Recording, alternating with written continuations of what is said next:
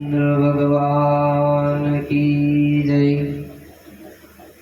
श्री पंचमुखी हनुमान जी महाराज की जय। सिद्धराम देव जी महाराज की जय। कृष्ण कन्हैया लाल की जय। अपने अपने माता पिता की जय। ओम नमः पार्वती पते हर हर महादेव हर।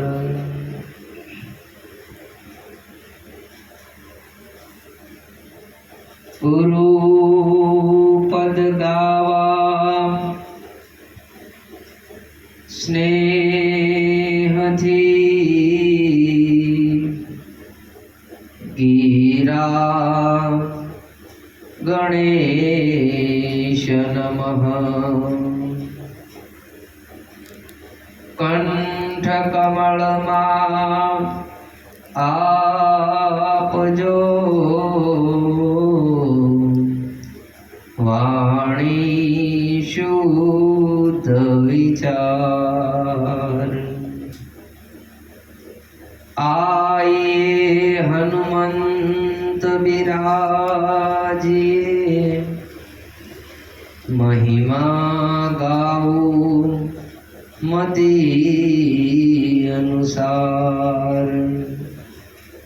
प्रेम सहित आसन धरो पधारो पवन कुमार। पधारो पवन कुमार। नमो नमो न कलंक धणी प्रणवौ वारंवार। परचा अनेक पूरिया जय जय जुगदाधार। सकल कष्ट तन के हरो मटो मन संताप। त्राहि त्राहि प्रभु काटिए जन्म मरण के ताप। बोली श्री रामदेव जी महाराज की जय। आज श्री रामदेव रामायण दिवस चौथो।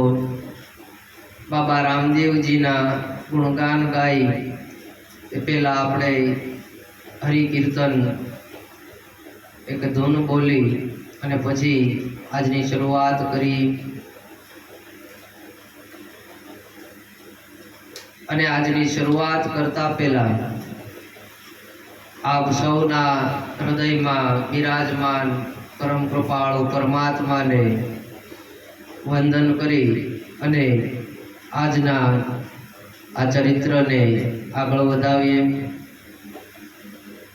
श्री राम जय जय राम। श्री राम जय जय राम। श्री राम जय जय राम। श्री राम जय जय राम। श्री राम जय जय राम। श्री राम जय जय राम। श्री राम जय जय राम। श्री राम जय जय राम। बोली श्री रामचंद्र भगवान की जय। श्री द्वारिकाधीश की जय।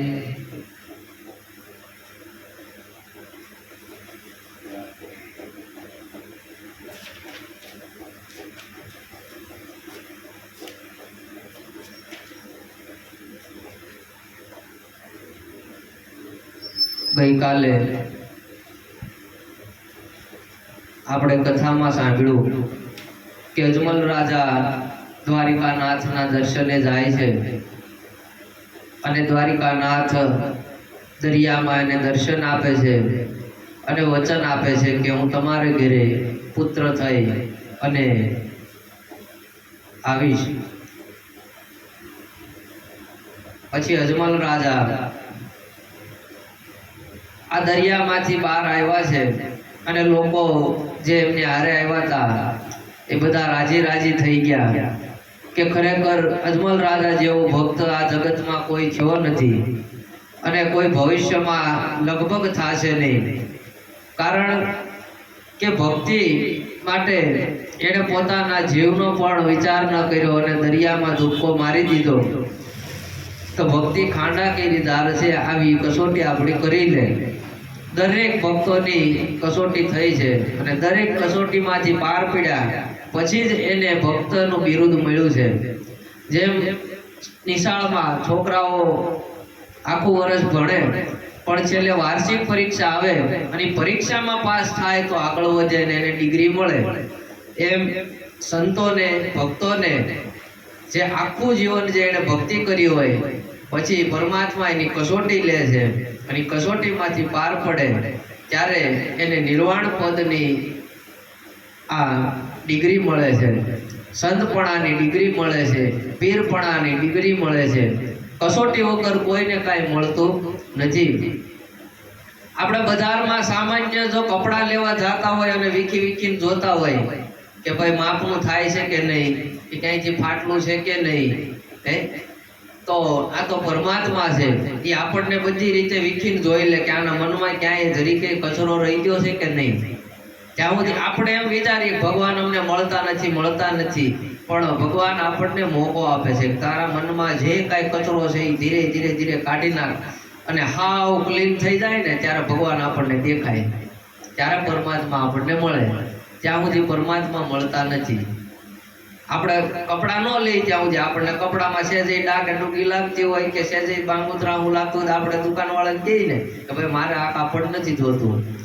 એમ પરમાત્મા આ તો જગતનો નાથ છે, એને તો ઉગારવાના છે. એટલે જ્યાં સુધી મનમાં સહેજ પણ લેશ માત્ર આપણી ભીતર કાંઈ ખોટ રહી જાય તો પરમાત્મા એમ કે તમે હાવ ક્લીન થઈ જાઓ. એમ અજમલ રાજા હૃદયથી એકદમ ચોખ્ખા થઈ ગયા છે, હાવ શૂન્ય થઈ ગયા છે. ત્યારે પરમાત્મા એને દર્શન આપ્યા. હવે બધા ધામધૂમથી પાછા પોકરણગઢ પધાર્યા છે અને હવે રાહ જોવે છે કે પરમાત્મા ક્યારે જન્મ ધારણ કરે. ધીરે દિવસો વીતવા લાગ્યા છે. આ બાજુ દ્વારિકાનાથ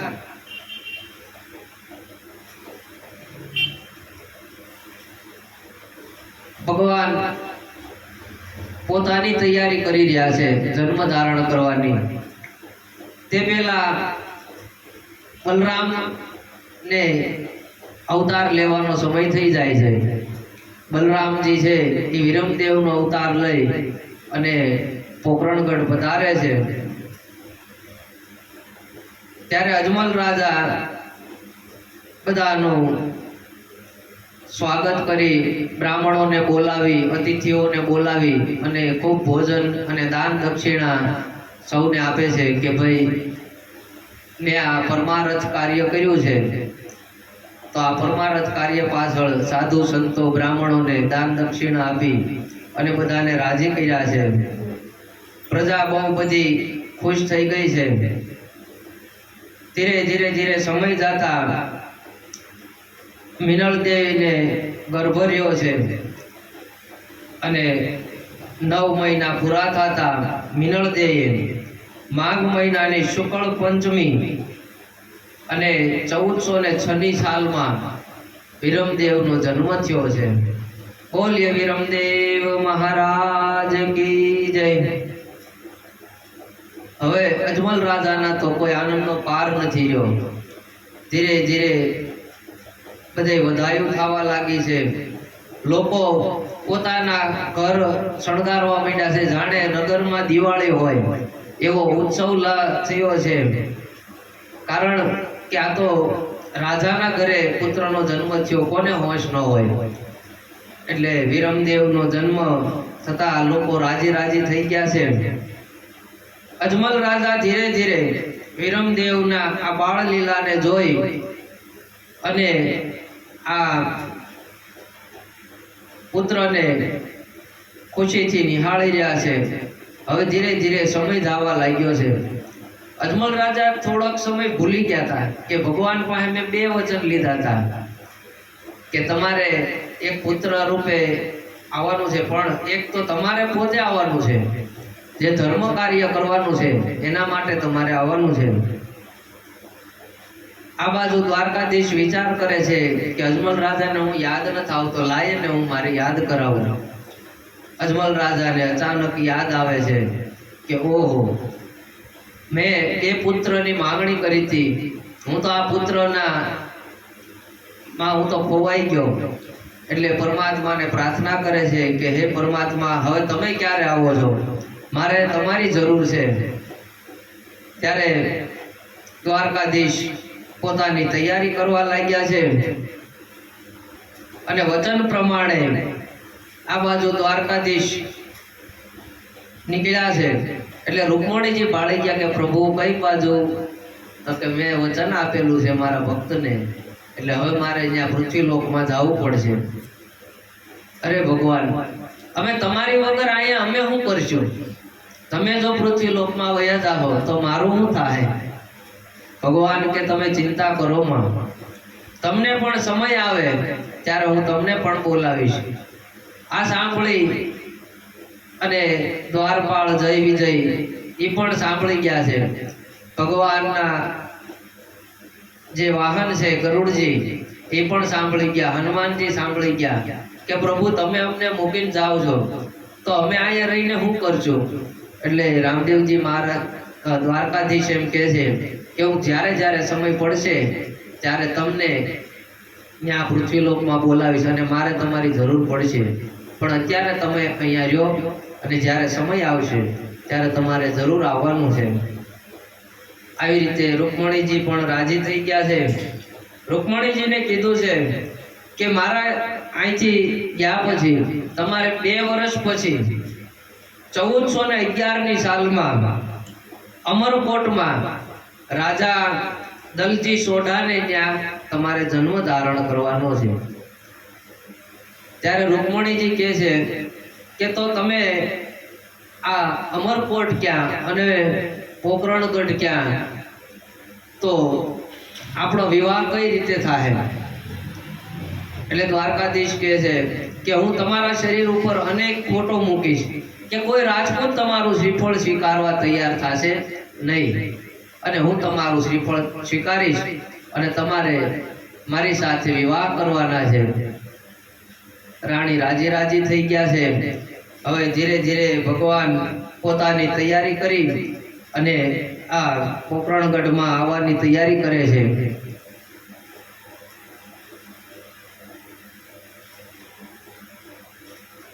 ભગવાન દ્વારકાધીશ જ્યારે નગરી છોડીને જાય છે ત્યારે એક ભજન પણ બહુ સારું આવે છે કે છોડી દીધી રે વાલે છોડી રે દીધી, સોનાની દ્વારકા છોડી રે દીધી, મેલી દીધી રે વાલે મેલી દીધી, સોનાની દ્વારકા મેલી રે દીધી।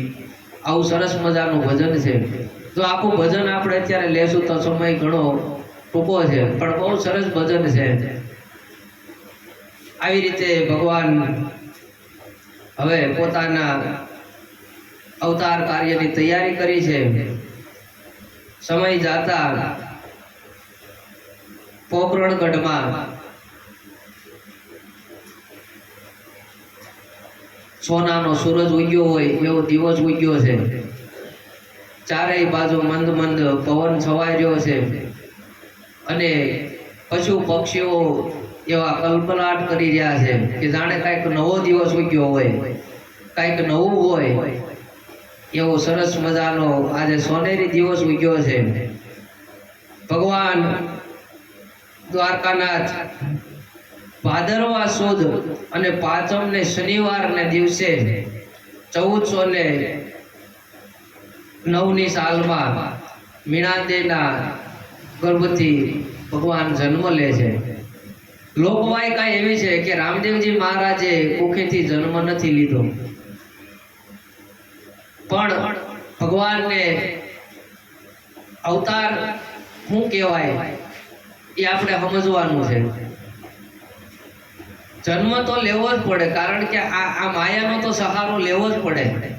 આ માયાના સહારા લીધા વગર આ દેહ બંધાય નહીં. ભગવાન દેહ ક્યાં લેવા જાય? આપણે ગઈકાલે વાત કરી કે કથાકારો છે એ જેમ તેમ મંડ્યા છે જીકામ જીક બોલાવા, પણ સાચું સાંભળ્યું નહીં, કીધું કાંઈ નહીં, કર્યું કાંઈ નહીં. આંખનું કાજળ ગાલે ગઈશું આની જેવું છે કે આ દેહ બનાવવા માટે માતા પિતાની જરૂર તો પડે ને. કાંઈ એમ નામ દેહ, ભગવાન દેહ કેમ લેવા જાય? એના માટે માતા પિતાની જરૂર તો પડે જ.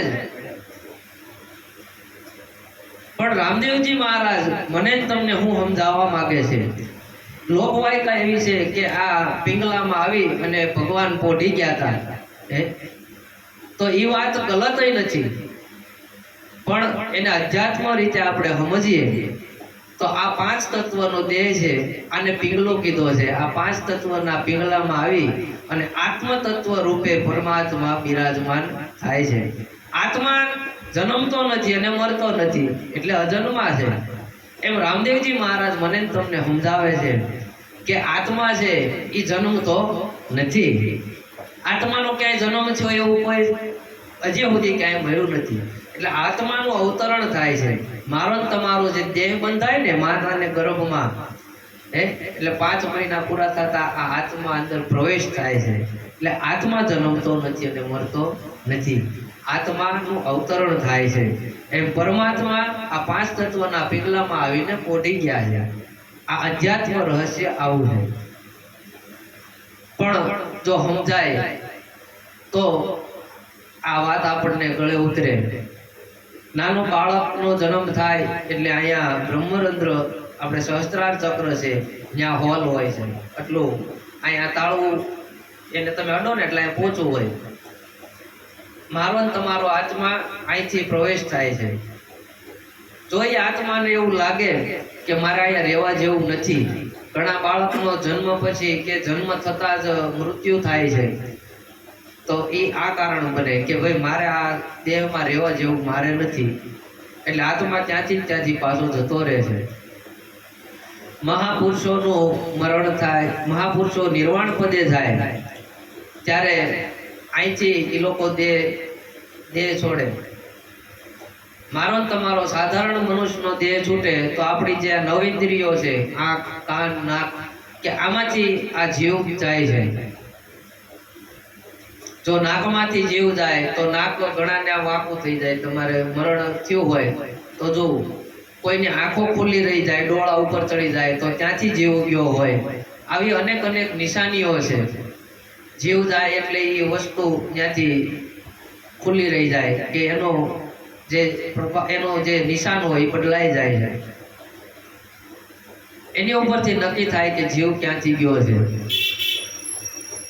તો મહાપુરુષો ઘણી જગ્યાએ આપણે સ્મશાન યાત્રામાં જઈએ પછી માણસનો જે દેહ અગ્નિ સંસ્કાર કર્યા પછી પાછળથી ખોપડી તોડે બધાય. એ આ હાટું ખોપડી તોડે કે એનો જીવ ત્યાંથી જાય, પણ જીવ તો હોય ગયો હોય, પછી ખોપડી તોડીને શું ફાયદો છે? ખોપડી જ્યારે પેલા તોડવાની હતી, આમાં જ્યારે પ્રગટ હતું ત્યારે ખોપડી તોડવાની જરૂર હતી. ખોપડી તોડવી એટલે આમાં મનોમંથન કરવાની જરૂર હતી કે હું કોણ છું, હું ક્યાંથી આવ્યો છું, આત્મા શું છે, પરમાત્મા શું છે. આવું જ્યારે આ ખોપડીમાં આપણે તોડ કર્યો હોય ને ત્યારે આપણને આ ખોપડી એની મેળે તૂટે.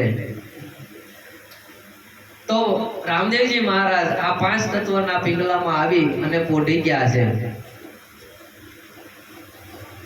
અને જ્યારે 5 વર્ષના થયા, રામદેવજી મહારાજને પોતાને પણ ખબર નહોતી કે હું ઈશ્વરી અવતાર છું, કે હું ભગવાન છું. કારણ કે મને ને તમને ખબર નથી રહેવાની કે આપણે ક્યાં રૂપે અહીંયા આવ્યા છીએ, પણ ગુરુની જરૂર બધાને પડી છે. કૃષ્ણ ભગવાને ગુરુ ધારણ કર્યા છે, રામચંદ્ર ભગવાને ગુરુ ધારણ કર્યા છે. અવતારને જો ગુરુની જરૂર પડી હોય તો મારે ને તમારે ગુરુની જરૂર પડે ને પડે. કારણ કે ગુરુ તત્વ એ કેવું છે કે મને ને તમને આપણી ભીતર જે પરમાત્મા તત્વ પડ્યું છે એની ઓળખાણ કરાવે, પછી આપણે પૂજવા લાયક થાય. બજરંગદાસ બાપાને નહોતી ખબર કે હું આવી રીતે સંત થઈને પૂજાય, પણ એને જો એના સમર્થ ગુરુ મળ્યા અને એને કીધું તું સીતારામનો જપ કર, અને પછી એને સીતારામનો જપ કર્યો અને એની ભીતર આ બજરંગદાસ તત્વ પ્રગટ થયું, ત્યારે આ જગતમાં પૂજવા લાયક બન્યા.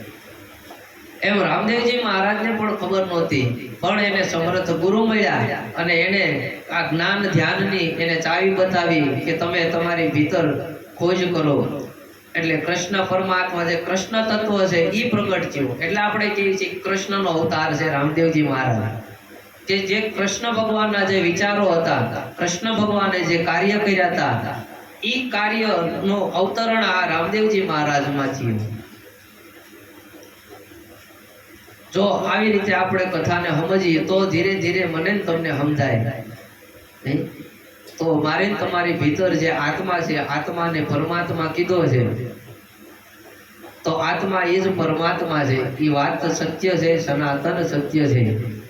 પણ હવે એ આત્માને ધીરે ધીરે આપણે ધ્યાનમાં બેસી એટલે આપણને ધીરે ધીરે ખબર પડે કે હું આ દેહ છે એ હું નથી, હું તો કાંઈક અલગ છું.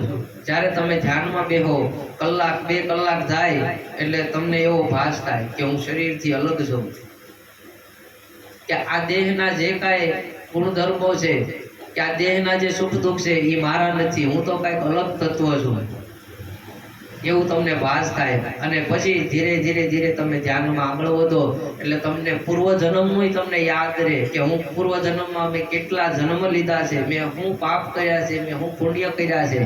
આ બધું તમને આત્મા બધું બતાવે. એટલે તો કહે છે કે તારા આત્માને ઓળખ્યા વિના આ ભવના ફેરા નહીં મટે, કે આવી ભ્રમણાને ભાંગ્યા વિના આ લખચોરાશી નહીં મટે. મીરાબાઈ આ બહુ સરસ ભજન ગાયું છે. જ્યાં સુધી આપણે આત્માને નહીં ઓળખી ત્યાં સુધી આપણને ખબર નથી પડવાની. તો હવે આપણે વાત કરીએ છીએ આત્માને ઓળખો, આત્માને ઓળખો, પણ એને ઓળખવો કેમ? પ્રશ્ન એ થાય ને, લોકો પ્રશ્ન નથી કરતા કે ભાઈ તમે વાત કરો છો તમારા આત્માને ઓળખો, આત્માને ઓળખો, પણ આત્માને ઓળખવો કેમ? હા, અનેક સત્સંગમાં જાય, અનેક ભજનમાં જાય, અનેક કથાઓમાં આપણે ગયા, તો કથાઓમાં એવું કે છે તમારા આત્માને ઓળખો, પણ આત્માને ઓળખવા તમને અમને સમજાવો તો ખરી કે આત્માને કેમ ઓળખવો? હા, પ્રશ્ન થવો જોવે ને. કઈ રીતે ઓળખવું? હા, તો એ બતાવે ને કે આ રીતે આનો આયો. પણ એ તો કોઈ ધ્યાની સદગુરુ હોય એને આની ખબર હોય, કથાકારને આની ખબર ન હોય. હે, વાંચવાનું જાણે, વાંચી જાણે. બાકી એને કોઈ તો સમર્થ સદગુરુ મળ્યા હોય, જેમ કે આપણે મોરારી બાપુ છે, તો મોરારી બાપુ પાસે પોતાનું ભીતરનું અનુભવનું જ્ઞાન છે, કારણ કે એને સદગુરુ એવા મળ્યા છે. તમે મોરારી બાપુ પાસે ગમે એ પ્રશ્ન લઈને જાઓ તમારા જીવનનો, ફટ તમને જવાબ આપી દે.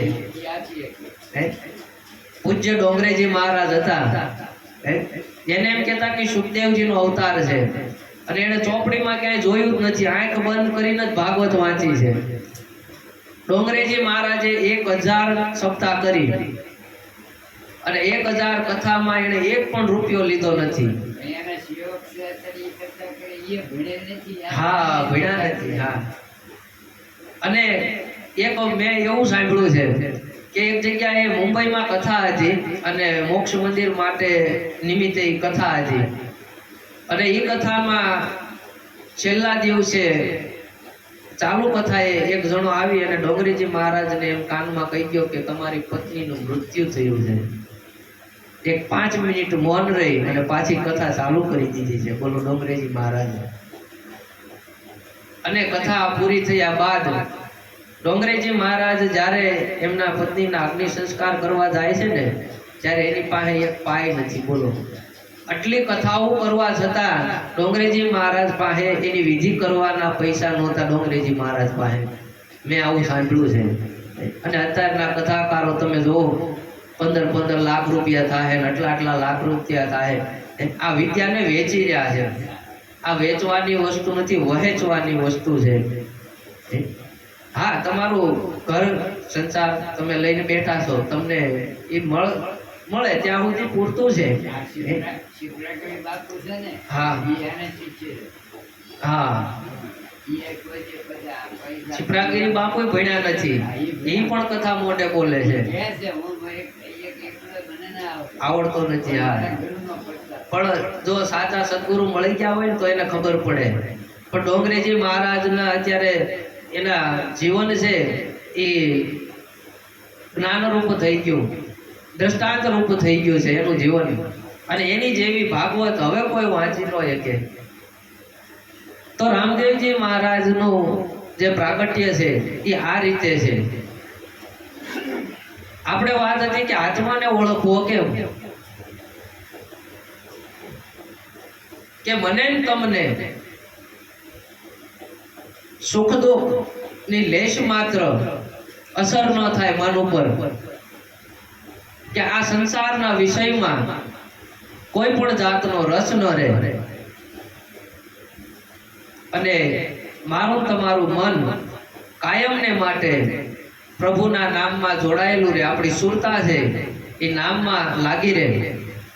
જેમ પેલાના સમયમાં પનિયારીઓ છે, માતાઓ બહેનો કુવે પાણી ભરવા જતા ત્યારે હેલ માથે મૂકીને જતા અને વાતો કરે, આમ જોવે આમ જોવે, પણ એની સુરતા ક્યાં હોય? હેલમાં હોય. હેલ ન પડે.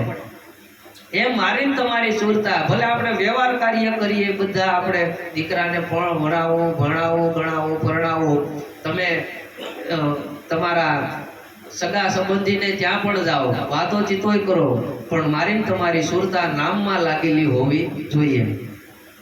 અને એ નામમાં લાગતા જે મને ને તમને ભીતર જે આનંદ આવે એ ઘર પકડી લેવું, સંતો એમ કહે છે. અને આત્મ તત્વ જ્યાં છે, આ આત્માની ઓળખાણ છે. મને ને તમને જ્યાં આનંદ મળે, લેશ માત્ર તમને સુખ દુઃખની અસર ન થાય, ગમે એવી વિપત્તિ પડે. ગંગા સતી પાનબાઈ ગાય છે, એને કહે છે કે વિપત પડે તો એ વણસે નવોર મારે, સોઈ મારા હરિજનના પરમાણ રે.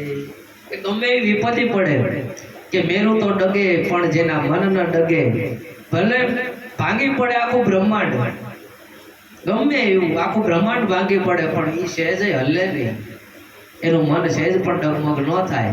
એટલે આપણને આપણા આત્મતત્વને ઓળખી ગયા એમ જાણી લેવું. એક જગ્યાએ આવો સત્સંગ હાલતો હતો, ખૂબ માણસો બેઠું હતું, અને અચાનક ભૂકંપ આવ્યો, ધરતીકંપ થયો, અને માણસો એક આમ ભાગે ને એક આમ ભાગે ને બધા હોલ ખાલી કરીને વહી ગયા. અને જે સત્સંગ કરતા હતા એ નંજાને બેઠા રહ્યા. થોડીક વાર રહીને ભૂકંપ થંભી ગયો, એટલે માણસો પાછા અંદર આવ્યા છે.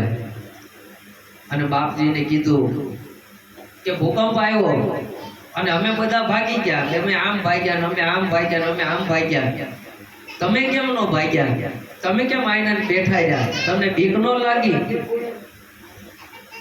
ત્યારે એ સંતે કીધું કે મને બીક લાગી, મને બીક લાગી, હું પણ ભાગ્યો, પણ ફરક એટલો છે કે તમે બહાર ભાગ્યા અને હું ભીતર ભાગ્યો.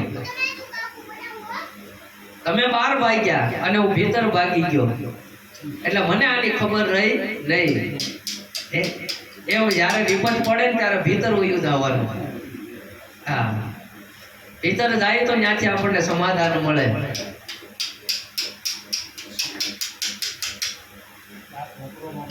એટલે સંતો અનેક વાર આપણને આવી શાન કરે છે.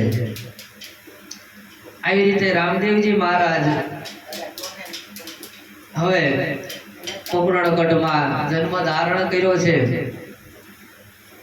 હવે જન્મ ધારણ કરતાની સાથે ભગવાને વચન આપ્યું હતું કે તમારા ઘરે જ્યારે પાણીના વાસણ છે એ દૂધના બની જશે અને તમારા મહેલમાં કુમકુમના પગલા પડશે ત્યારે સમજવું કે રામદેવજી મહારાજ મારો અવતાર થયો છે. એટલે રાજા અજમલજી ને બધા આવીને જોવે છે ત્યાં પારણામાં ભગવાન આવીને પોઢી ગયા છે.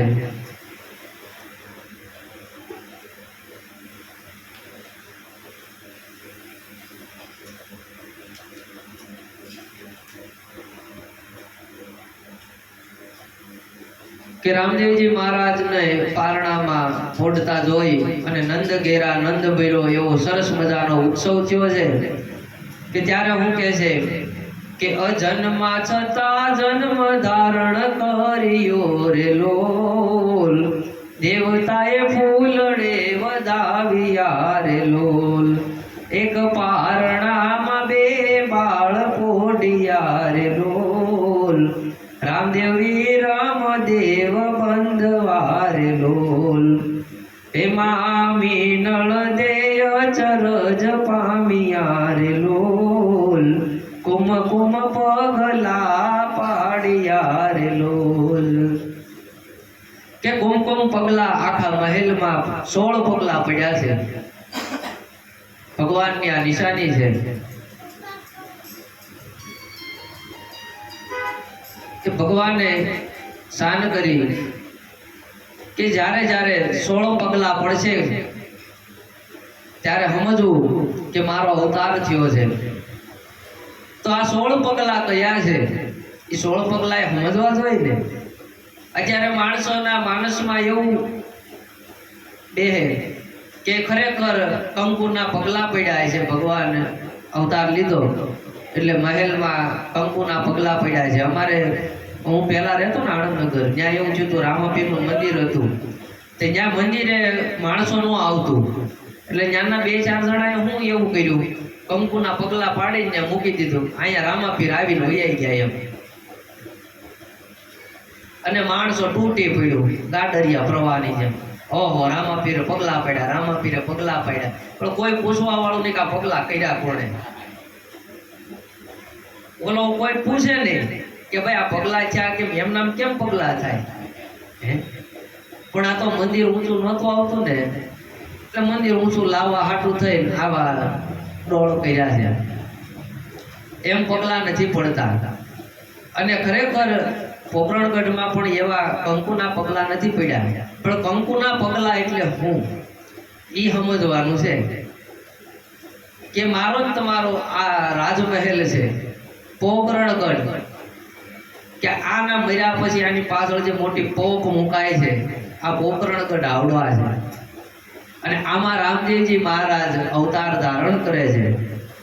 અને ત્યારે કુમકુમ પગલા કઈ રીતે પડે છે કે આ કુમકુમ પગલા છે મારા રામદેવના, આવા કુમકુમ પગલા છે મારા રામદેવના, એને પગલે પગલે છે પ્રકાશ ભર્યા, એને પગલે પગલે છે પ્રકાશ ભર્યા, આવા કુમકુમ પગલા છે મારા રામદેવના, પેલે પગલે નજરું તમે કરશો રે, દેખા દેખીથી તમે પરહરશો રે, પછી દર્શન થાશે પોતાની કુટેવના, પછી દર્શન થાશે પોતાની કુટેવના, આવા કુમકુમ પગલા છે મારા રામદેવના.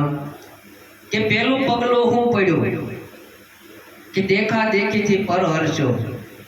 ઓહો, ઓલાના ઘરે જાહો જલાલી છે, આવી દેખા દેખી બહુ થાય છે. કે ઓલાના ઘરે લગ્નમાં તો જલસો પાડી દીધો, હવે આપણે એવો જલસો પાડવો છે. પેલાના જે લગ્ન પ્રસંગ થતો ને ત્યારે આ મુંબઈમાંની બાજુ હલ્દીની રસમ કરતા ને આપણે અહીંયા પીઠી તોડતા. હવે એ લોકો જો કે પૈસા વાળા હોય, રૂપિયા વાળા હોય એટલે એવું આયોજન કરે, સ્ટેજ ગોઠવે, ત્યાં દીકરા દીકરીને બેહારે, પછી એનું શૂટિંગ ઉતારે, બધા હળદર લગાડતા હોય હે? તો એવું જોઈ અને અત્યારે માણસો એવું કરવા માંડ્યા, હલ્દી રસમ કાઢ્યું. અત્યારે આપણે આવું નવું નીકળ્યું છે, હલ્દીની રસમ. એટલે હલ્દી નહીં, પીઠી તોડવાનું કયો. આ દેખાદેખી થઈ ને, બીજાનું જોઈને આપણે અહીંયા લાવે. તો આ દેખાદેખીથી પરહરવાનું છે.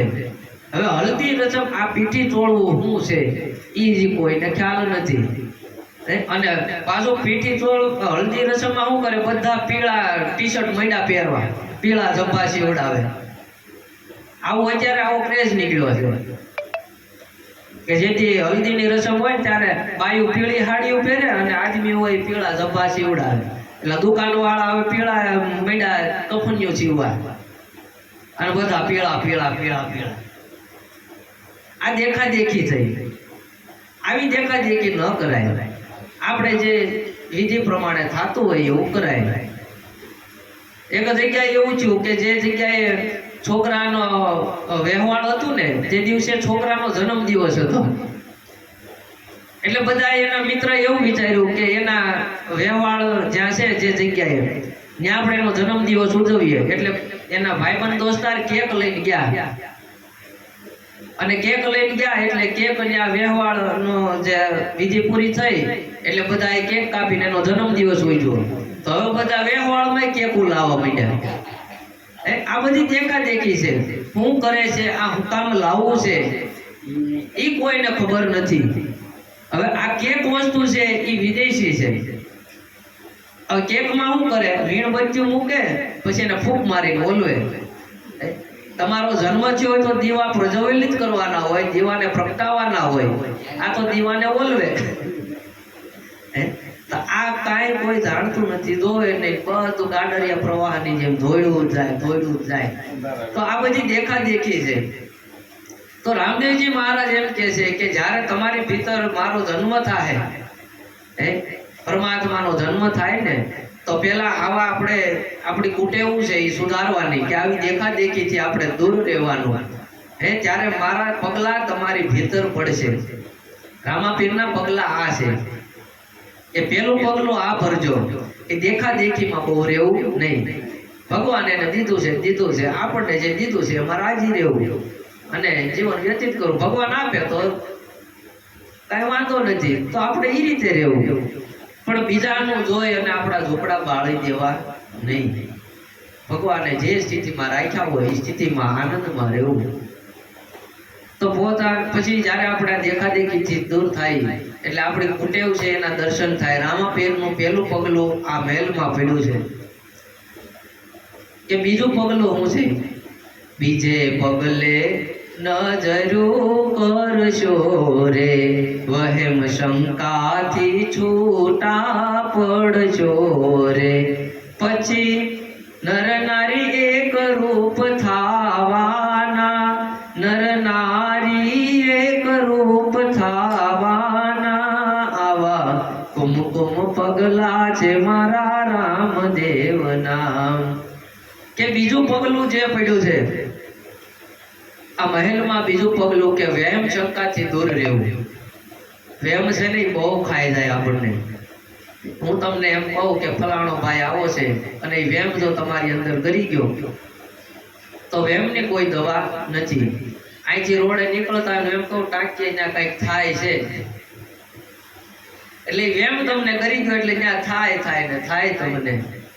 તો આવી વહેમ શંકાથી દૂર રહેવું. પતિ પત્ની એક રૂપ લગ્ન થયા હોય અને ધીરે ધીરે જો બંને વચ્ચે વહેમ શંકા રહી જાય તો એ લગ્ન જીવન છે એ આખું ડામાડોળ થઈ જાય. પત્નીને પતિમાં શંકા થાય, પતિને પત્નીમાં શંકા થાય. તો આવી વહેમ શંકાથી દૂર રહેવું. તો મારું તમારું જીવન છે એ સુધરે અને ત્યારે નર નારી છે એ એકરૂપ થાય. રામદેવજી મહારાજ જે ધર્મની સ્થાપના કરી એને નિજાર ધર્મ કીધો છે. અને નિજાર ધર્મમાં બે જણાને એકરૂપ થઈને રહેવાનું હોય. જેમ જેસલ તોરલ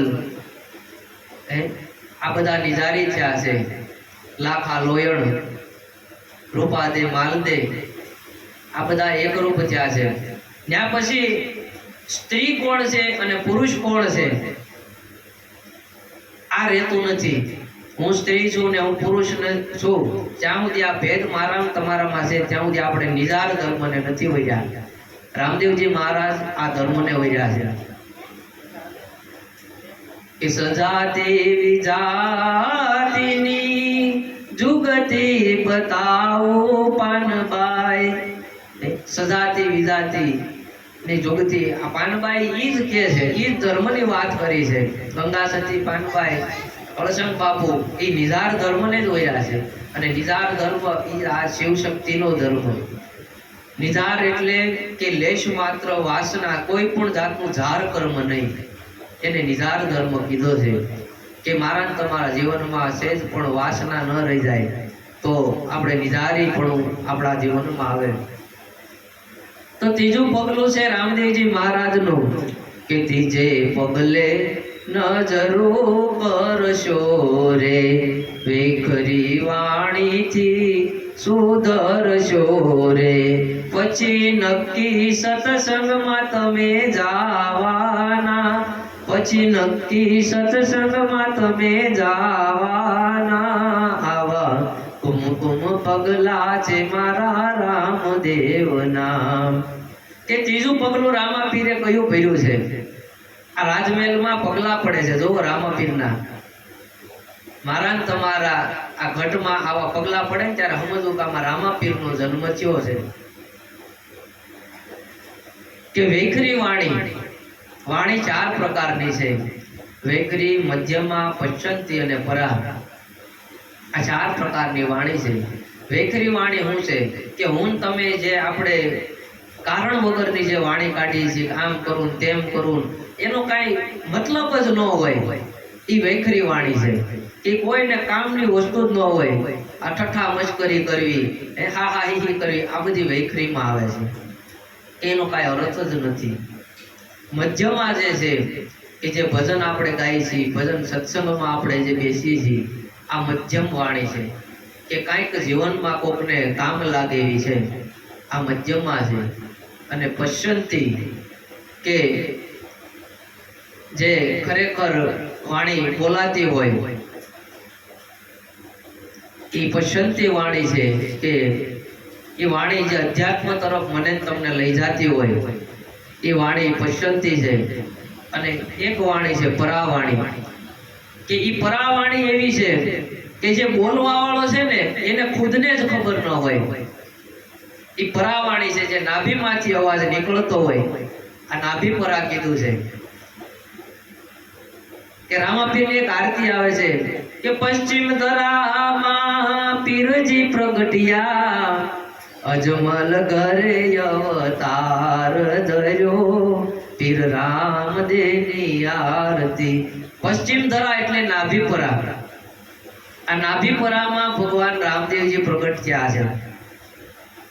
મારું તમારું જ્યારે ધ્યાન થાય ને ત્યારે નાભીપરામાંથી થાય. અહીંયા નાભીથી શરૂઆત થાય. મારા તમારા શરીરમાં 7 ચક્ર છે, જે ગુદાના સ્થાનથી લઈ અને સહસ્ત્રાર સુધી. પહેલું ચક્ર છે મૂલાધાર ચક્ર, પછી બીજું ચક્ર એની ઉપર આવે ત્યાં નાભી આગળ છે, એને સહસ્ત્ર, એને મણિપુર ચક્ર કહે છે. પછી એનાથી ઉપર આવે છે તો એને સ્વાધિષ્ઠાન ચક્ર કહે છે. પછી અહીંયા હૃદય ચક્ર આવે છે. પછી અહીંયા કંઠ આગળ છે વિશુદ્ધ ચક્ર છે. અહીંયા એક ચક્ર છે આજ્ઞા ચક્ર છે. અને છેલ્લું છે સહસ્ત્રાર ચક્ર છે. અને એમાં અલગ અલગ પાંદડીઓ છે. હૃદય ચક્ર છે એની 108 પાંદડી છે. ઘણા સંતોની આગળ 108 લખવામાં આવે છે કે 108 ફલાણા ફલાણા સંત શ્રી. તો એ સાધનાના માર્ગે જેમ આગળ વધ્યા હોય અને આ હૃદય ચક્ર સુધી પહોંચ્યા હોય ત્યારે એની આગળ 108 લાગે. અને અમુક સંતો જે છે જેમ બજરંગદાસ બાપા છે, આપણે મસ્તરામ બાપા છે, એ 1008 ઘણાની આગળ 1008 ફલાણા ફલાણા મહંત શ્રી કે ફલાણા ફલાણા સંત શ્રી લખે છે. એ આ જે સહસ્રાર ચક્ર છે એ 1008 પાંદડીનું આ સહસ્રાર ચક્ર છે, જે સાધનાના માર્ગે ચડતા ચડતા અહીંયા સુધી પહોંચી ગયા હોય, પછી ત્યાં એને પોતાને ખબર ન હોય કે હું કોણ છું. આ ચક્ર સુધી પહોંચી જાય ત્યારે એની આગળ 1008 લાગે. અત્યારે જે હોય જે કામ જે બોલાવે છે 1008 આ ફલાણા 1008 ટીકણા, કોઈને આ વાતની કાંઈ ખબર નથી. મને ખબર નહોતી, પણ મને મારા ગુરુથી મને આ જાણવા મળ્યું છે. ખબર કોઈને ન હોય, પણ કોઈ એવા સાધુ સંતોના સત્સંગમાં જાઓ, એને તમે આજીજી કરો કે મારા પદને જાણવું છે, મારા ધર્મને વરવું છે, કે મારા ધર્મ વિશે જાણવું છે, તો સંતોને પણ એવો ઉબળકા આવે કે મારે આ લાયક છે તો મારે એને દેવું છે. એ મને મારા ગુરુએ પણ આ બધું સમજાયું છે કે 1008 જો લાગે ને, એ જ્યારે અહીંયા ભોગી ગયો હોય ત્યારે એની આગળ 1008 લાગે. અત્યારે અમુક સંપ્રદાયમાં મારા ગુરુદેવ થોરાળા ગામના છે, જેસર તાલુકો લાગે, અને થોરાળા ગામના માધવદાસ બાપુ ગોદડિયા કરીને છે, અને એના ગુરુ છે આમ એના હગા દાદા થાય મનરદાસ બાપા ગોદડિયા, જેનો આપણે અહીં ઝાળિયા આશ્રમ છે ખોડિયાર મંદિર પાસે, મનરદાસ બાપા, એની આગળ 1008 આપણે લગાડીએ કાંઈ. તો મારા ગુરુના ગુરુ આવા છે, તો મારા ગુરુ કેવા છે? એ ફોટોગ્રાફર હતા મારા ગુરુ, ફોટા પાડવા જતા લગ્ન પ્રસંગમાં બધે, અને એને 12મું ભણી અને કોલેજ કરેલી છે.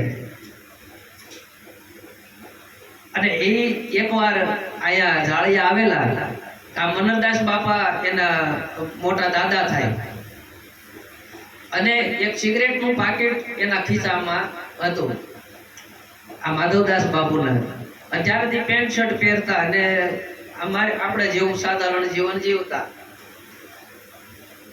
એટલે પાકીટ લાવીને બેઠા ને આમ છેલ્લે બેઠા હતા ટેકો દઈને, અને બધા બેઠા, અને થોડીક વાર થઈ અને બધાએ રજા લીધી, અને જેમ જેમ માણસો ઉભા થયા એટલે મનરદાસ બાપા ઈશારો કર્યો, એ માધવા અહીંયા ઈ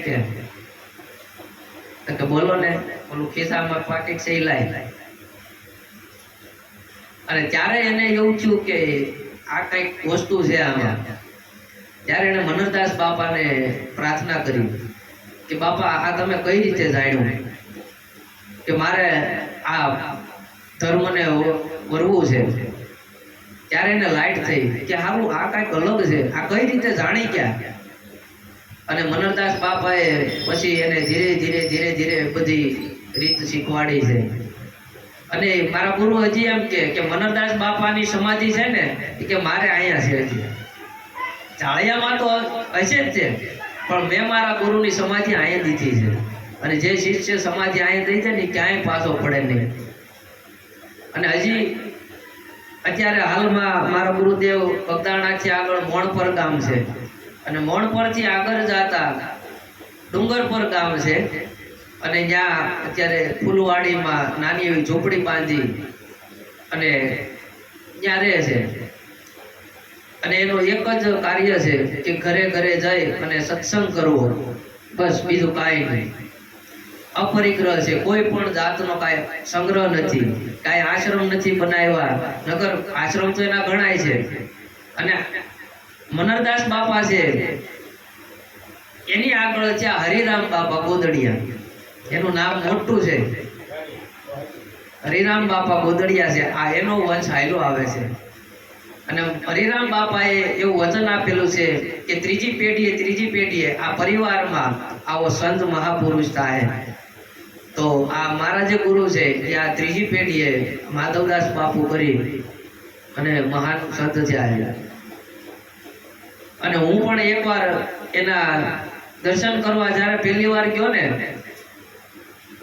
અહીંયા તળાજા ચોકડી છે જ્યાં માખણીયા ગામ આવ્યું છે, એ માખણીયા ગામે કોકના ઘરે બેઠા હતા, અને મારી યાર એક મિત્ર હતા, એને કોકનો ફોન આવ્યો કે તમે અહીંયા સુધી આવ્યા છો તો અહીંયા માધવદાસ બાપુ કરીને છે ને એના દર્શન કરવા જેવા છે. એટલે અમે કીધું હાલો ને ભાઈ, આપણે સંતના દર્શન તો દુર્લભ કહેવાય. અહીં હું આવ્યો તો આપણે દર્શન કરીએ. અને અમે ત્યાં ગયા અને બાપુ બેઠા હતા ઓસરીમાં ખાટલા ઉપર. પછી એને ધીરે ધીરે સત્સંગ શરૂ કર્યો. પેલા અમારા બધા હાલચાલ પૂછ્યા, નામ ઠામ પૂછ્યું, ક્યાંય રહ્યો છો. પછી એને સત્સંગ ચાલુ કર્યો. એ સત્સંગમાં અમારી 2 કલાક ક્યાં વહી ગઈ અમને ખબર નથી રહી. અને ત્યારે મને મનથી એવું થયું કે ખરેખર ગુરુ ધારણ કરવા જેવા છે. ત્યારે મેં મનોમન એમને અમે જાતી વખતે એના પગે લાગી અને મેં મનોમન ધાર્યા હતા. પછી બાપુનો ફોન નંબર લીધો હતો. પછી બાપુને બે ચાર વાર ફોનમાં કીધું કે બાપુ મારે ગુરુ ધારણા લેવી છે. પણ એને 6 મહિના તો મને લબડાયો હતો. એમના ગુરુ ધારણા ન મળે. કારણ કે એ જોવે કે આને કેટલી તાલાવેલી છે. પછી તો હું વાહે પડી ગયો. બાપુ મેં કીધું મારે ગમે એમ થાય પણ મારે ગુરુ ધારણા લેવી છે. પણ મને કે તમારે પહેલા વિચારો કે તમારે ગુરુ હું કામ ધારવા છે કે આ બધા ધારે આવું કાવું બધા ધારી લઈને તમારે એમ ધારવા છે, શું કરવું છે. પછી મને કે તમે થોડોક ટાઈમ આવો, સત્સંગ સાંભળો, હું કહેવા માંગુ છું એને સમજો અને પછી તમે ગુરુ ધારણા લો. 100 વાર વિચાર કરીને એકવાર ગુરુ ધારણ કરવાના.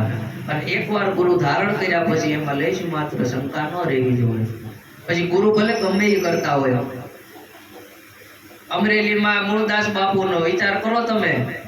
ઘણાએ કંઠીઓ તોડી નાખી હતી. ઓલી બાઈને જીવ બચાવવા માટે જઈને કહી દીધું કે ભાઈ કહી દેજે કે આનો બાપ મૂળદાસ છે એમ.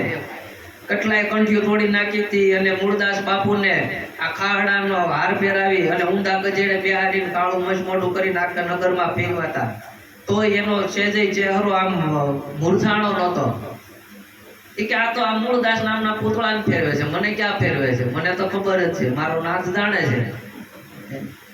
ત્યારે સંતો આ બહાર આવે. અને જે કંઠીઓ તોડી નાખી હતી ને હજી હવે એમના નામ રખડે છે. દરબારે તોડી નાખી. હા પછી ત્યાં ગયા ને કે તારે ગરુડ બા આજીવન કરે. હા મિદલી સજીવન કરી. આજીવન કરી પછી ખોટમાં પડી ગયા. હા એટલે સંતોને ઓળખવા આપણા જેવા સામાન્ય માણસનું કામ નથી. હા મારી તમારી જેવા ન ઓળખી શકે. હજી આપણે બહુ કાચા કહેવાય.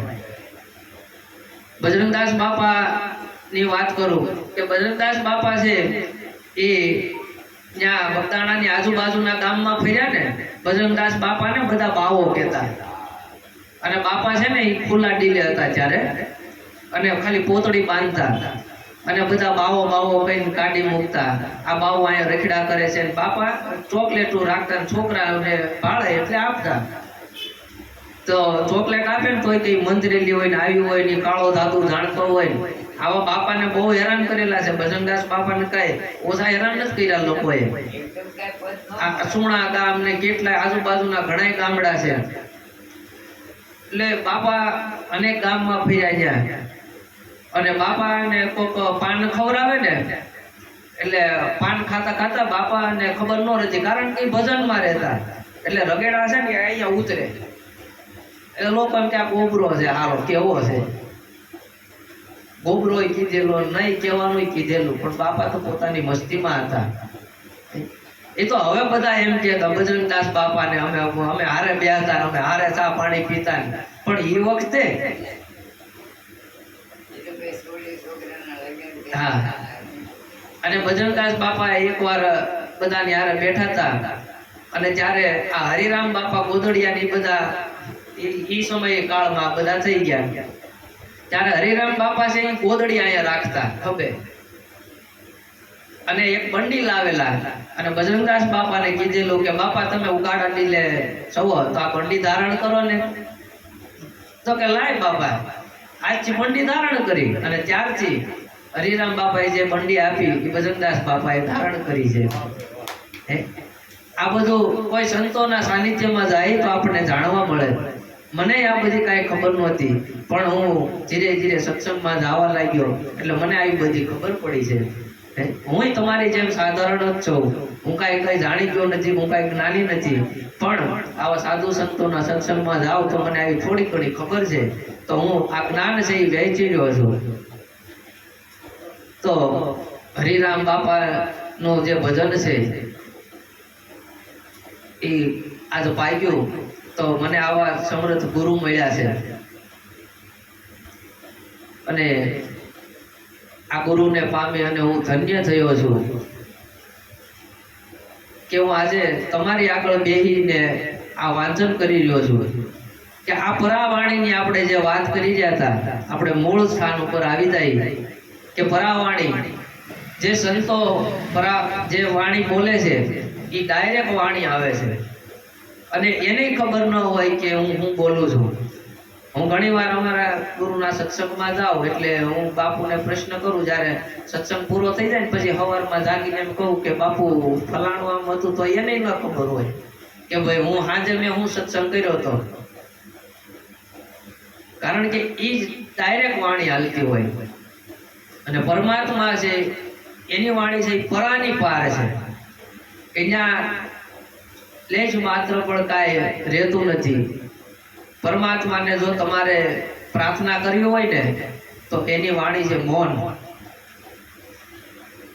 તમે મૌન જેટલી પ્રાર્થના થાય ને એવી એકય ન થાય. મૌન એટલે કે ઘણા લોકો મૌન રાખે,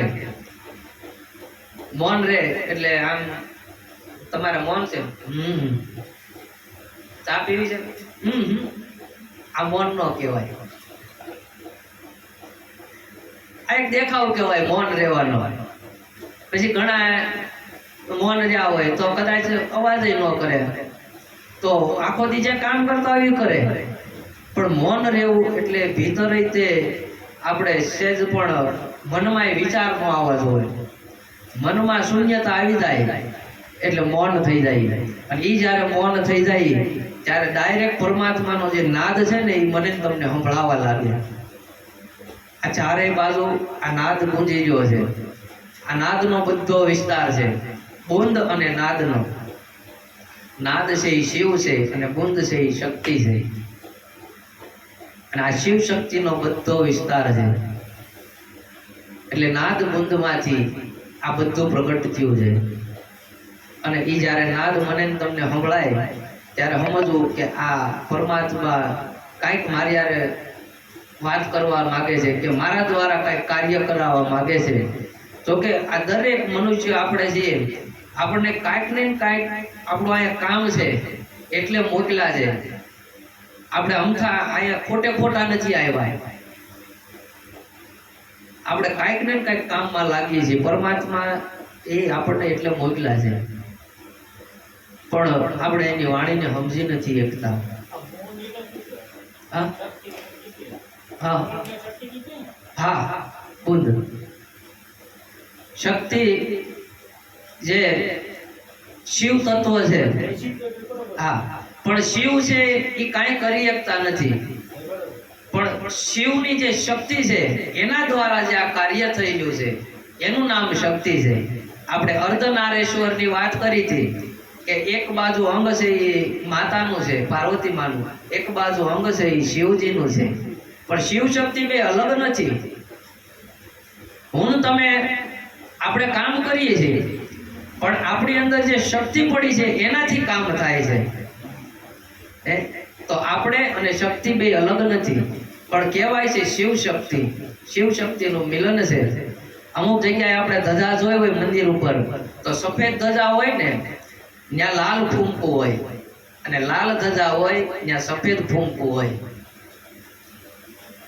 તો લાલ રંગ છે એ માતાજીનો લાલ રંગ છે, અને સફેદ રંગ છે એ શિવનો રંગ છે. તમે જ્યાં જોશો શિવજીનું સ્થાપન છે ને સફેદ છે. બ્રાહ્મણો વિધિ કરાવે ને ત્યારે સફેદ સ્થાપન હોય શિવજીનું હોય, અને લાલ સ્થાપન હોય શક્તિનું હોય છે. અને આપણે જે કપાળમાં જે ચાંદલો કરીએ ને કંકુ ચોખાનો, એ આ શિવ શક્તિનો ચાંદલો કરીએ છીએ. ચોખા સફેદ હોય છે અને લાલ કંકુ હોય છે, એ શિવ શક્તિને અહીંયા અમે ધારણ કર્યા છે. એટલે આ બધું આવું છે. આમાં વાતમાંથી વાત આપણે ગઈકાલે જ વાત થઈ હતી વિઠ્ઠલભાઈ, કે આ બધું નીકળ્યા જ કરે. મને ખબર નથી કે આ બધું ક્યાંથી નીકળે છે, પણ મારા ગુરુની કાંઈ કૃપા છે મારા ઉપર કે આવું બધું મને સમજાય છે અને હું તમને કહી રહ્યો છું. પણ હું કાંઈ નથી કહેતો, આ મારું અભિમાન નથી કે હું કાંઈ એવો ગર્વ નથી કરતો કે હું આ સત્સંગ કરું છું કે હું આ બોલું છું, મને કાંઈ ખબર નથી, હું કાંઈ બોલતો નથી. આ બોલનહાર કોક બીજો છે, બાકી બોલવાની શક્તિ કાંઈ મારી નથી. હું તો તમારી જેવો એક સાધારણ માણસ છું અને આ કાલાવાલા કરીએ છીએ કે આ વાણી, આ વેકરી વાણીથી જો આપણે સુધરીએ તો મારા ને તમારા જીવનમાં સત્સંગમાં જવાનો ભાવ જાગે. પણ વેકરી વાણીથી આપણે છૂટા પડીએ તો અમારે આમ કરવું છે ને, શેર બજારમાં આટલા રોકવા છે ને, ફલાણે આમ કરવું છે ને, આ બધી વેકરી વાણી છે. આ વેકરી વાણીથી આપણે છૂટા પડીએ એટલે આપણને સત્સંગમાં જવાનો ભાવ જાગે, ત્યાં સુધીનો ભાવ જાગે. કે પછી ચોથે પગલે નજરું તમે કરશો રે, કે હું શું કરું છું મનને પૂછજો રે. પછી દુર્ગુણોથી તમે ડરવાના, પછી દુર્ગુણોથી તમે ડરવાના. આવા કુમકુમ પગલા છે મારા રામદેવના.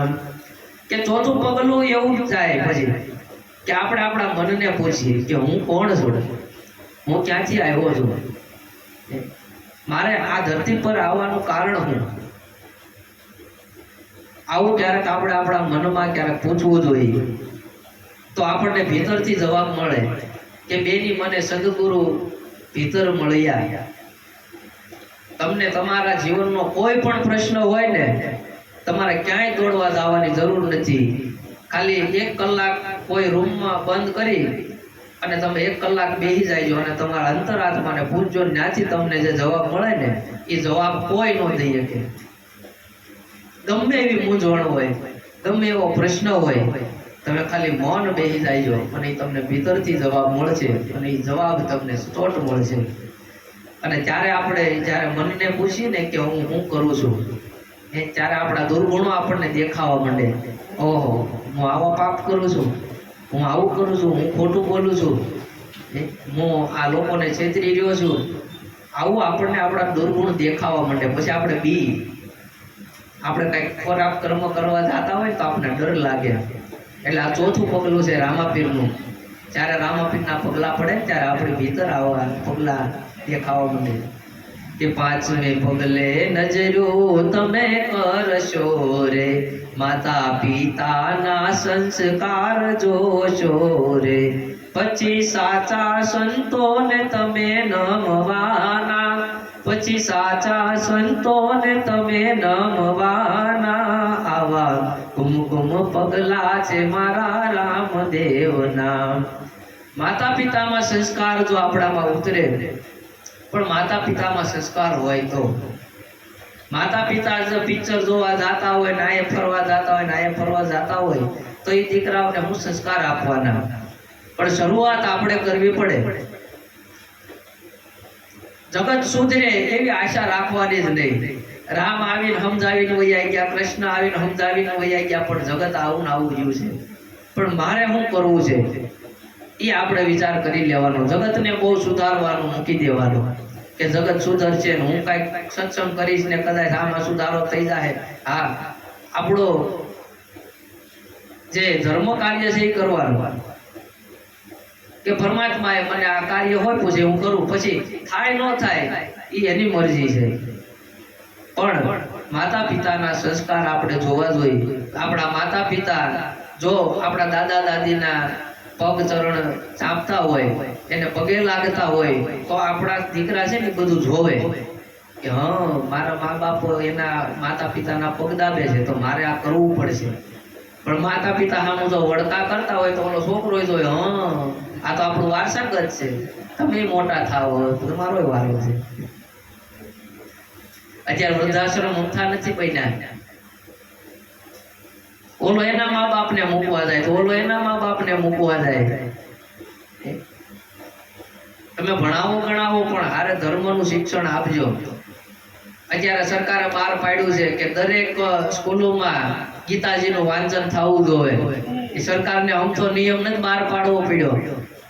અત્યારે માતા પિતાને એટલું જ હુજે છે કે મારો છોકરો ભણે ભણે ભણ ભણ ભણ ટ્યુશનમાં આવે ત્યાં નિશાળે મોકલે, ત્યાંથી આવે ત્યાં કાંઈક કરાટેના ક્લાસ હોય, ત્યાંથી આવે ત્યાં કોમ્પ્યુટરના ક્લાસમાં નાખે, ઓલાનું નાનપણ હાવ છીનવી નાખે. આપણે જે રમત રમતા હતા, આપણે જે આનંદ કરતા હતા, એ અત્યારના છોકરાઓ કોઈ કરતા નથી. હું આ છોકરાને ભજનમાં હું કામ લાવું, ભલે ફોન લઈને બેહે પણ એ કાંઈક સાંભળે તો છે જ તે. આ એટલું એને સમજાણું છે, રોજ સ્કૂલે જાય ને ત્યારે પગે લાગીને જાય છે. અમને 2 જણાને, મારા બાને પગે લાગીને જાય છે. આટલો સુધારો થયો છે એનો. ક્યાંય મંદિરે જાય, કદાચ કોઈ બીજાને ભાળે ને મોટાને તો એને પગે લાગે. કાંઈ હું એમ કહું, કદાચ આપણે જે હોય 100% ન સુધારી તો કાંઈ નહીં, પણ 5% તો સુધારો થાય ને તો એનું જીવન સુધરશે. મારે એને ડોક્ટર નથી બનાવવો, વકીલ નથી બનાવવો, પોલીસ વાળો નથી બનાવવો, કે કોઈ બિઝનેસમેન નથી બનાવવો. એ સારો માણસ બનજે. સારો માણસ બને ને તો ભલે શાકની લારી ન અડે, પણ મારી ફરજ છે એને ભણાવવા ગણાવવાની, એ હું પૂરી કરીશ. એમ આપણે આપણા દીકરાઓને આપણી ફરજ પૂરી કરવાની. એને ભણતર માટે જે કાંઈ જોઈએ એ લાવી દેવાનું.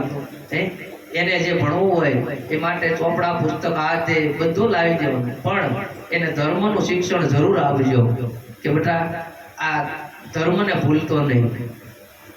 આવું શિક્ષણ જરૂર આપજો. કે પછી 6થું પગલું છે, 6થે પગલે નજરો તમે કરશો રે, વચન સંતોના વિચારજો રે, સાચા ખોટાના નિર્ણય લેવાના, સાચા ખોટાના નિર્ણય લેવાના. આવા કુમકુમ પગલા છે મારા રામદેવના. કે 6થું પગલું છે કે જે સંતો વચન આપણને દે છે, એ સંતોના વચન જો આપણે વિચારીએ ત્યારે આપણને ખબર પડે કે સાચું શું છે ને ખોટું શું છે. ત્યારે આપણે સાચો માર્ગ પકડીએ. ગીતાજીમાં અર્જુનને કૃષ્ણ ભગવાન કહે છે કે મેં મનુષ્યને બનાવ્યા છે પણ મેં 2 રસ્તા મૂક્યા છે, તમારે જે રસ્તે જવું હોય. બોલ અર્જુન કે આ રસ્તો છે. અર્જુનને કીધું કે બોલ આ રસ્તો છે એ ધર્મનો છે, કે તારે તારો ક્ષત્રિય ધર્મ બજાવવાનો છે, કે તારે ભાગી જવું છે. બોલ આ 2 રસ્તા છે, તારે ક્યાં જવું છે, નક્કી તારે કરવાનું છે. એ મારે તમારે નક્કી કરવાનું છે કે મારે કયા રસ્તે જવું છે. કે સંસારની દોડધામમાં જ રહેવું છે કે આપણે ભજન કરવું છે. સંસારમાં રહી છે પણ સંસાર મનમાં નથી રાખવાનો. કબીર સાહેબનો એક એવું કહે છે કબીર સાહેબ કે નાવ મેં નદિયા ડૂબી જાય. નદીમાં તો નાવ ડૂબી જાય પણ આ નાવમાં નદી કેમ ડૂબી જાય? એ એમ કહેવા માંગે છે કે સંસારમાં તમે રહ્યો પણ તમે સંસારમાં ન ડૂબી જાઓ. આ નાવ છે, આ નાવ સંસારમાં ડૂબી જાય એ તો ખરી, પણ આ સંસાર છે એ નાવમાં ન ડૂબી જાવો જોઈએ. કે મારા તમારા માણસની અંદર સંસાર નો ઘૂસી જવો જોઈએ. આ મનમાં તો કેવળ આપણું કેન્દ્રમાં તો એક પરમાત્મા જ રહેવો જોઈએ. કામ ભલે બધાય કરવાના, મનમાં સંસાર નો રહેવો જોઈએ. સંસારના કાર્ય કરવાના. જલારામ બાપાએ બધા સંસારે આપ્યો ને. જલારામ બાપાએ સાધુ સંતોની સેવા કરી, સદાવ્રત ચલાવ્યું, તો સંસારે ભોગવો અને પોતે મહાન સંત થઈ ગયા. અત્યારે વીરપુરમાં તમે જો ક્યાંય પેટી જ નથી. એ લોકો ના પાડે છે કે ભાઈ અમારે દાન નથી જોતું, નથી જોતું. એની કમાણી કેવી છે? તો જેટલા સંતો અમુક જે થયા છે એ સંસારી થયા છે, પણ એને સંસાર મનમાં નથી ઘૂસવા દીધો. પરમાત્માનું ભજન જ કર્યું છે. ગંગા સતી, પાનબાઈ, હા, તો સંસાર મનમાં ન ઘૂસી જાય. એને જાણો સંસારમાં રહેવાનું છે, સંસાર કાર્ય કરવાના, બધા કામ ધંધે જ આવવાનું, પણ હાલતા ચાલતા ઉઠતા બેઠતા પરમાત્માનું સ્મરણ કાયમ રાખવાનું છે. ધ્યાન ધારણા આપણી રાખવાની છે કે આ દેહ છે, હું નથી. આ દેહના કાર્ય કરવાના છે પણ મારે તો પરમાત્માનું ભજન કરવાનું છે. હું એક શુદ્ધ ચેતન આત્મા છું એવો આપણે ભાવ મનમાં રાખવાનો છે.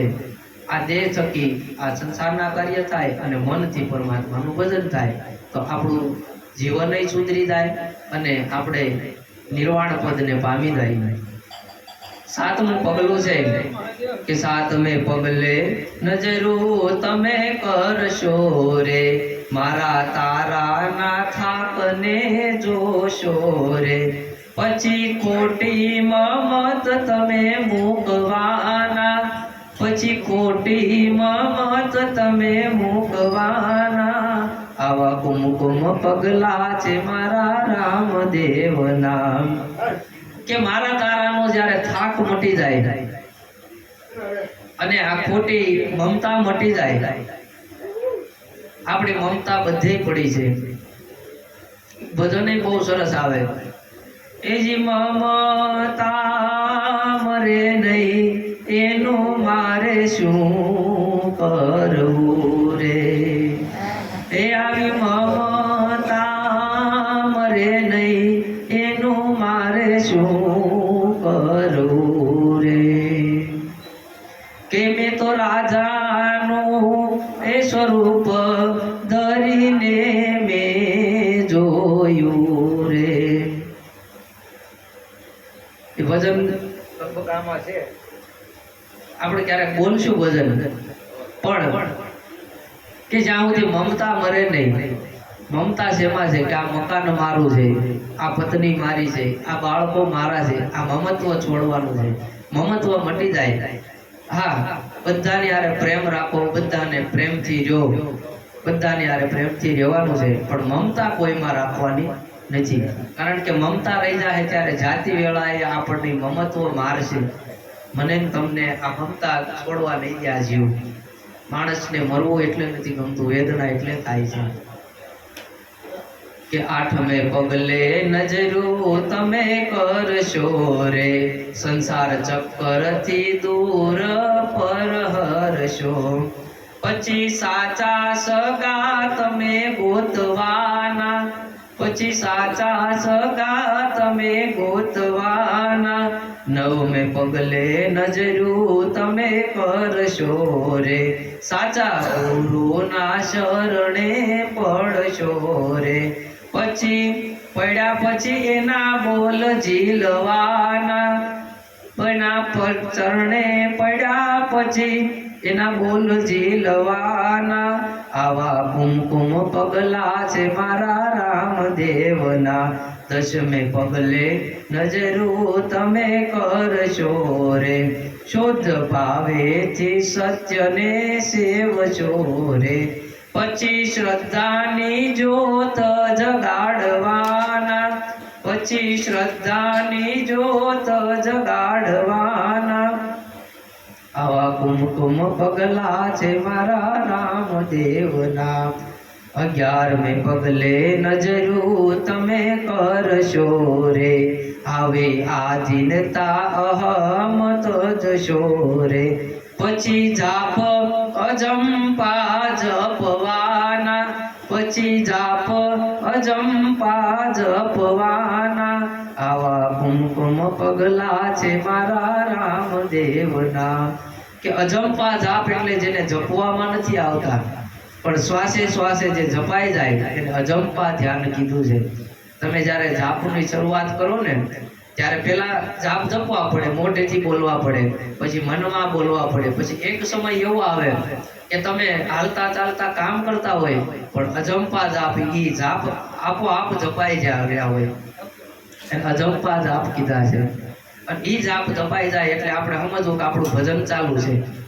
ભજન આને કીધું છે કે 12મે પગલે નજરું તમે કરશો રે, મિત્ર ભાવેથી નર નારી રેશો રે, બીજ પૂનમની રેણી તમે પાળવાના. આવા કુમકુમ પગલા છે મારા રામદેવના. 13મે પગલે નજરું તમે કરશો રે, પૂર્ણ પ્રકાશ પોતામાં પરખજો રે. 13મે પગલે નજરું તમે કરશો રે, એક મનના થઈને દેહ ભાવ તમે છોડશો રે, પછી મરત લોક અમૃત પીવાના, પછી મરત લોકમાં અમૃત પીવાના, આવા કુમકુમ પગલા છે મારા રામદેવના. આ મરત લોક છે અને આ મરત લોકમાં આપણે અમૃત પીવાના છીએ. જ્યારે દેવ ભાવ આપણો મટી જાય. જનક રાજાને વિદેહી કહેતા, જનક વિદેહી એવું નામ હતું. જનક રાજા રાજ્ય કરતા બધું કરતા, પણ દેહમાં હોવા છતાં એ વિદેહી હતા.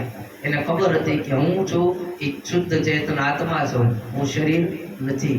આવું જ્યારે મને તમને ભીતર ભાસ થઈ જાય ત્યારે આપણે વિદેહી થઈ જાય.